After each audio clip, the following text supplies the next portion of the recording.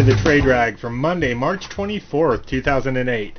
Nice move in the markets today. You can see we were up over 1.5% across the board with a nice move up in the NASDAQ at almost 3%. Utilities were the only ones that kind of suffered up there being down, and we got a bit of a rebound here in the commodities. Big moves again across all the market caps, with your big winner being the small caps. Now these big moves get me excited, but on the other side of the coin, keep things in check.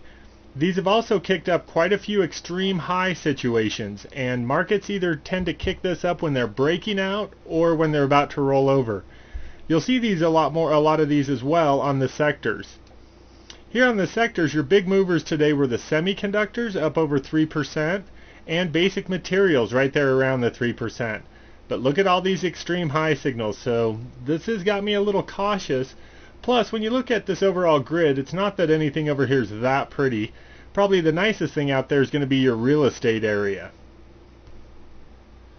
Coming over to the chart of the S&P 500, you'll see our nice move up today cleared quite a few highs, and this one right here is an interesting one because that's kind of a minor pivot. Our bigger point we're going to be watching are these two, which is a little stronger of a resistance area.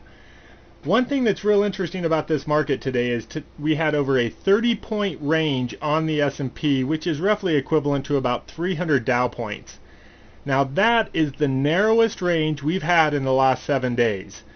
So that just kind of tells you what kind of market we're in. And the main thing I want you guys to keep in mind is window dressing. A lot of window dressing going on out there, being the end of the quarter and everything. And my experience with window dressing is it tends to be a lot of volatility that really doesn't end up becoming much of anything as far as a move in the market goes. Now we had this big volume on the S&P, and that's kind of again weird because we had that triple witching. Here's a chart of the SPY, which is just the ETF that tracks the S&P. This is a little bit more like the volume on the futures contracts as well. So as much as these big moves have been popping up, there hasn't been a lot of volume driving it behind them. Here's a chart of that Here's a chart of the real estate group, and again, nice big move up, but kind of coming close to these other, possible resistance areas, clearing these few minor pivots, so it looks pretty good in there. Some interesting sideways ones here are your semiconductors, which is again just channeling, looking like it's trying to break up. We'll see if it can do it or not. And you'll see technologies basically in the same boat. One of the best looking areas out there is this healthcare for shorts. Notice the nice move down, and then we've had a little pullback into our moving averages.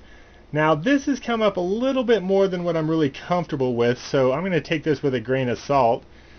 Your weakest group out there remains these utilities, and again, they're not really breaking down that much, it's just not really going anywhere.